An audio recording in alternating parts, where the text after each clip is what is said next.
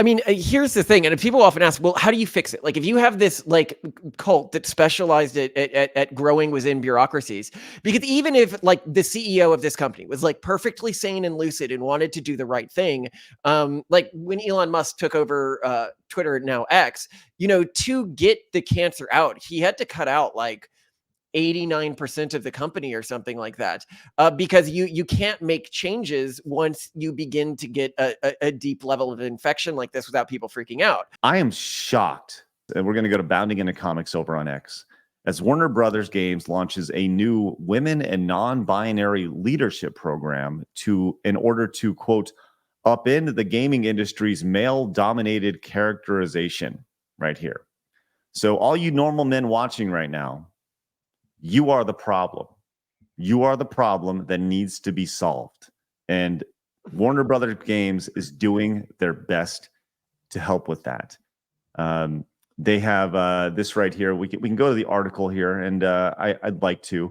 But there is an actual website up for this itself. But let's go to the article first and just kind of see the TLDR of this. It says, in an announcement that's sure to help the studio rehabilitate its reputation following its recent Suicide Squad Kill the Justice League and live service related debacles, Warner Brothers Games has officially launched a new women and non-binary leadership program with the intended goal of, quote, rehabilitating the male-dominated image of the overall video game industry.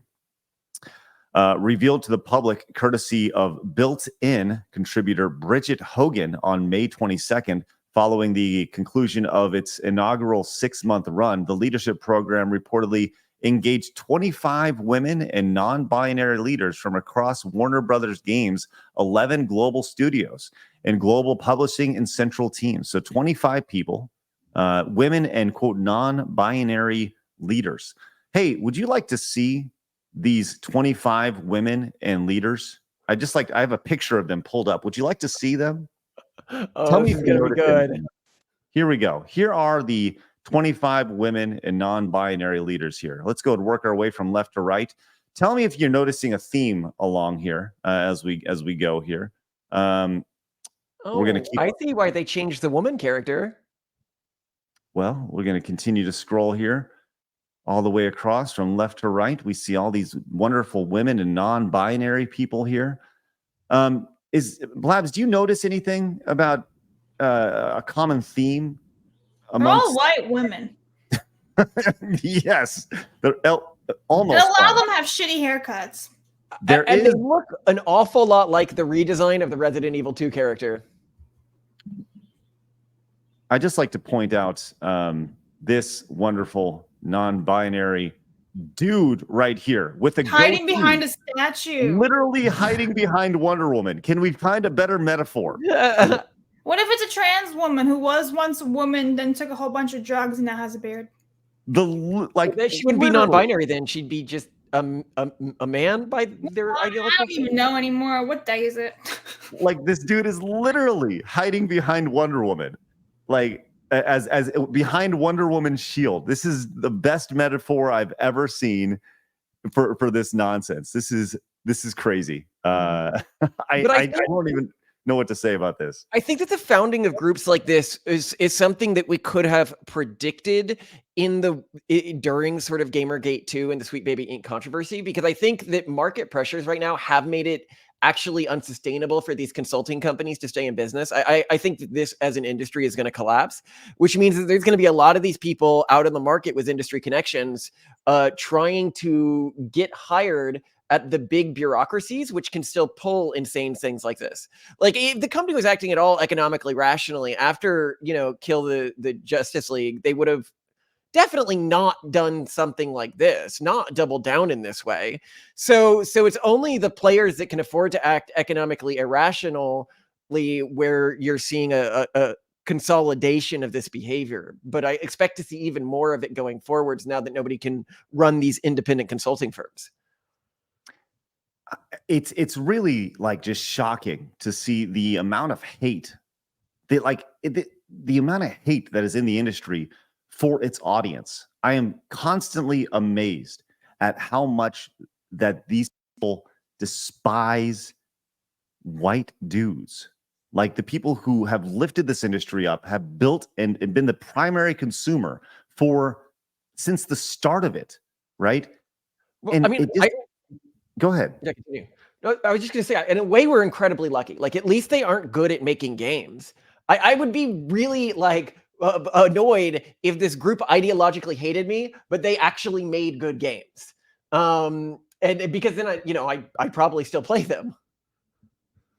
Well, that's clearly not the case when it comes to this. By the way, Jessica Durchin is one of the people behind this. She's a senior producer at WB Games. I'm sorry if I got your pronouns wrong. Oh, wait, I didn't, because I saw your LinkedIn.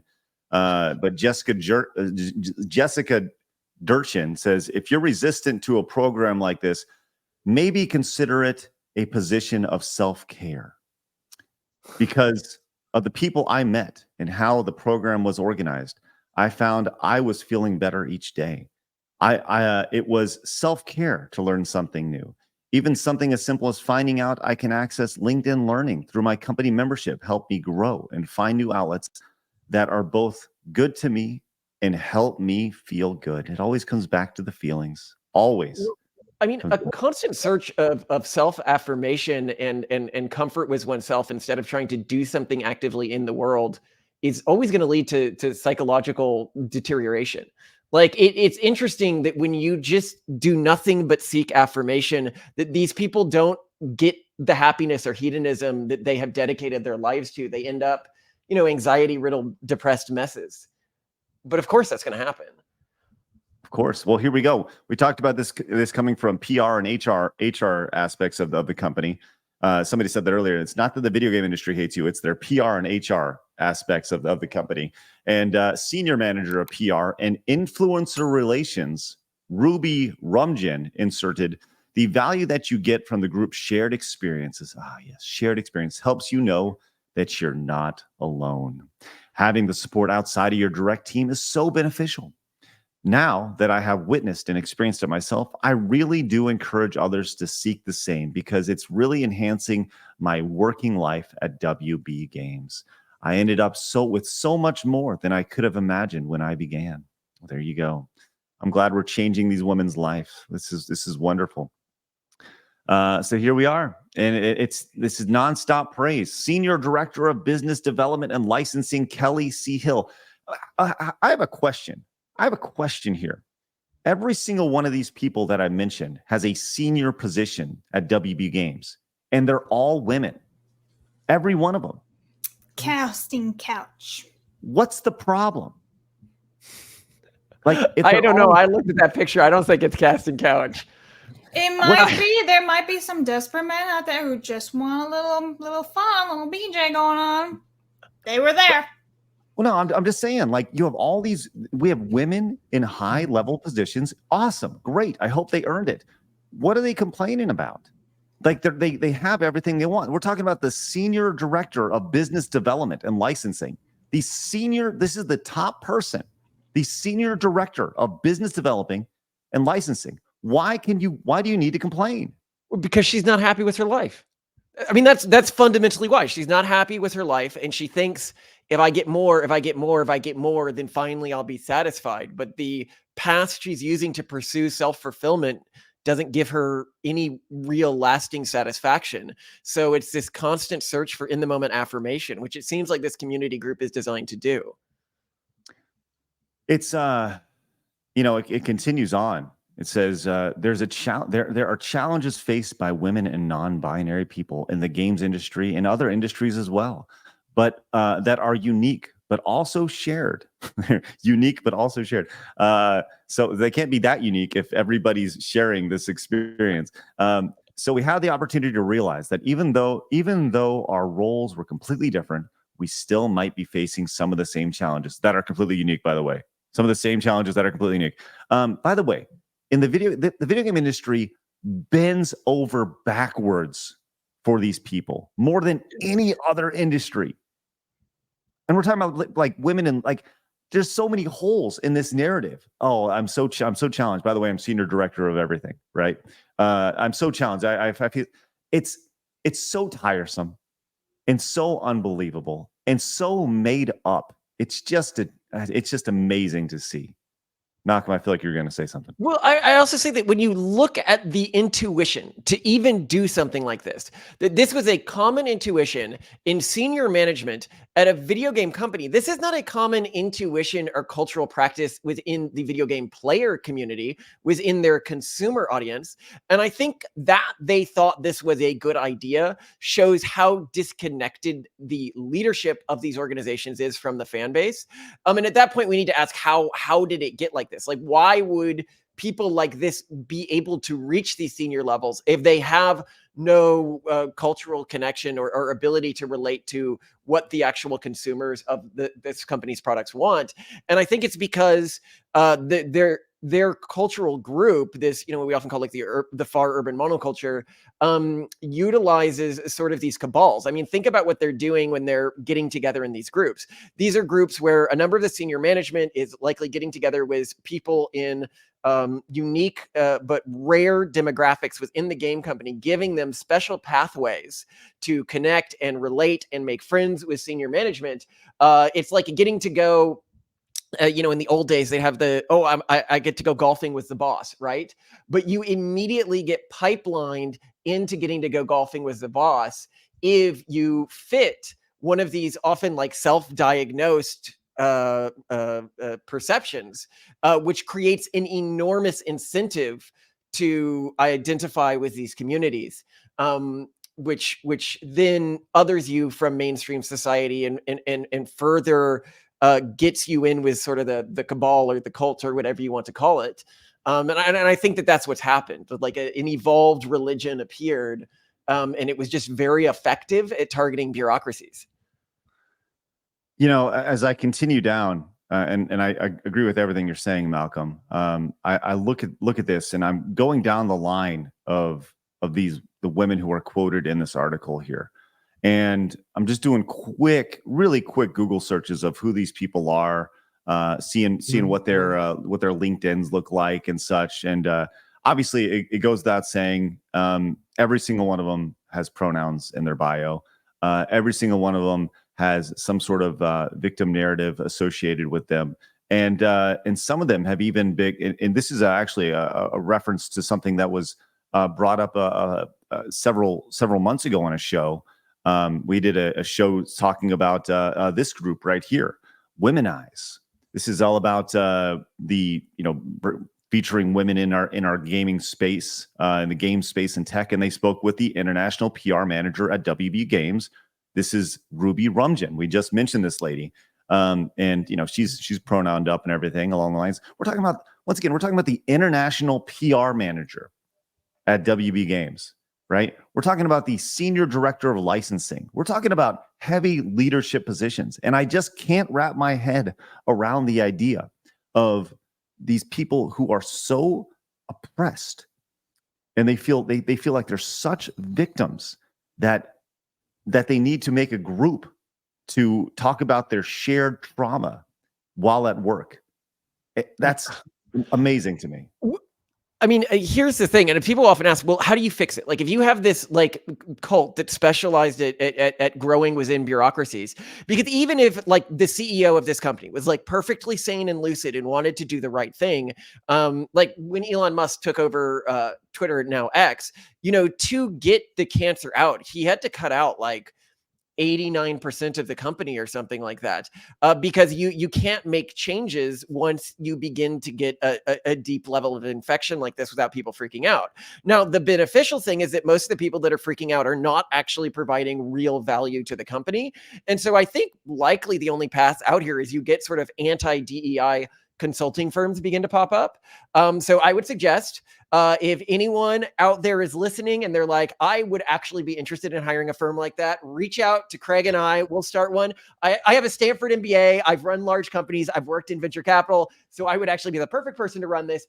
Reach out and I will go through your company with you and help you remove the people who hate your customer. Because I don't think that should ever be the case in a company. You should never have a large body within an organization that is forming cabals meant to help people within their subgroup that hates and is antagonistic with your customer base. As pointed out in the chat, by several people. These women have everything except for husbands and families, right? Like, yeah, we have an episode where we're like, feminists won the culture war but lost at life. And we did this in the result of Anita Sarkeesian marrying herself. I don't know if you remember when this happened, but there was this sad moment where, for people who don't know, Anita Sarkeesian was like the lead person in Gamergate 1 in terms of, antagonizing gamers. And now you get this old, sad looking Anita Sarkeesian marrying herself in her yard. And I couldn't see any, higher a sign of somebody who's not living a happy and fulfilled life. Right. It's really amazing to me. Blabs, you've been fairly quiet during this. What are your thoughts on these type of women who are in there? I just love to hear your thoughts. They ruin it for every single woman who actually works hard in the gaming industry and wants to create fun games for people who actually want to play video games, not whatever audience they think they have on Twitter. So all these women, honestly, are not worth my time. They're scum, and they think they're amazing when, in fact, they're just nothing. They're nothing. And you guys put it really eloquently, especially Malcolm. These people are sad. These women are sad. They're empty and they have no lives. And they're trash. Yeah, and I think this is something that's useful to remember for all of us. Whenever we're depressed about the state of things and you're like, well, these people have power I don't have. They're head of whatever company or something like that. If you live a virtuous life, I can almost guarantee you're living a better life than these people are living. They are not. They are being punished for what they're doing, but they're burning on a bonfire of their own vanities. This is a very serious question. I have another picture here. This is a picture that they listed on their website of this group. Okay, this is the 25 women and non-binary people, right? This is the picture. Once again, what do you notice that is very similar to this picture than the other picture? Look at this picture across the board.